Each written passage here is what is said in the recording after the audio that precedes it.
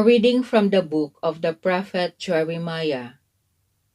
Jeremiah said, I hear the whisperings of many, terror on every side. Denounce, let us denounce him. All those who were my friends are on the watch for any misstep of mine. Perhaps he will be trapped. Then we can prevail and take our vengeance on him. But the Lord is with me like a mighty champion. My persecutors will stumble, they will not triumph. In their failure they will be put to utter shame, to lasting, unforgettable confusion.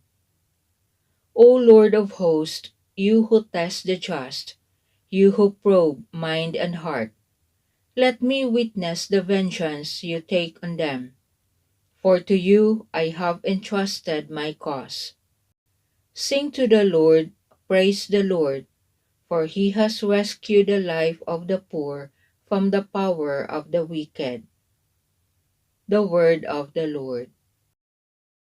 Lord, in your great love answer me. For your sake I bear insult, and shame covers my face.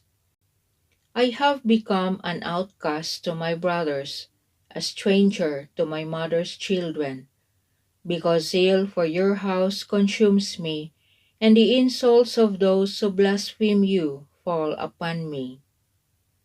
Lord, in your great love answer me. I pray to you, O Lord, for the time of your favor, O God. In your great kindness answer me with your constant help. Answer me, O Lord, for bounteous is your kindness. In your great mercy turn toward me. Lord, in your great love answer me. See you lowly ones and be glad. You who seek God, may your hearts revive.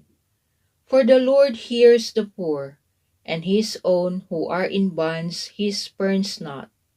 Let the heavens and the earth praise him, the seas and whatever moves in them. Lord, in your great love answer me. A reading from the letter of St. Paul to the Romans. Brothers and sisters, through one man sin entered the world, and through sin death. And thus death came to all men, inasmuch as all sinned. For up to the time of the law sin was in the world, though sin is not accounted when there is no law. But death reigned from Adam to Moses, even over those who did not sin, after the pattern of the trespass of Adam, who is the type of the one who was to come. But the gift is not like the transgression. For if by the transgression of the one the many died, how much more did the grace of God and the gracious gift of the one man Jesus Christ overflow for the many? The word of the Lord. The Spirit of truth will testify to me, says the Lord, and you also will testify. A reading from the Holy Gospel according to Matthew.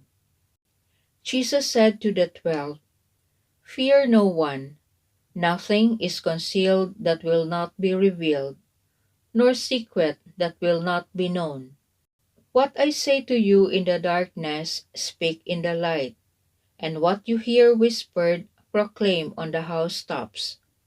And do not be afraid of those who kill the body, but cannot kill the soul. Rather, be afraid of the one who can destroy both soul and body in Gehenna.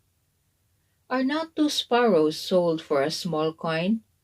Yet not one of them falls to the ground without your Father's knowledge. Even all the hairs of your head are counted.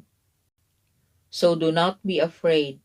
You are worth more than many sparrows. Everyone who acknowledges me before others, I will acknowledge before my heavenly Father. But whoever denies me before others, I will deny before my heavenly Father. The Gospel of the Lord.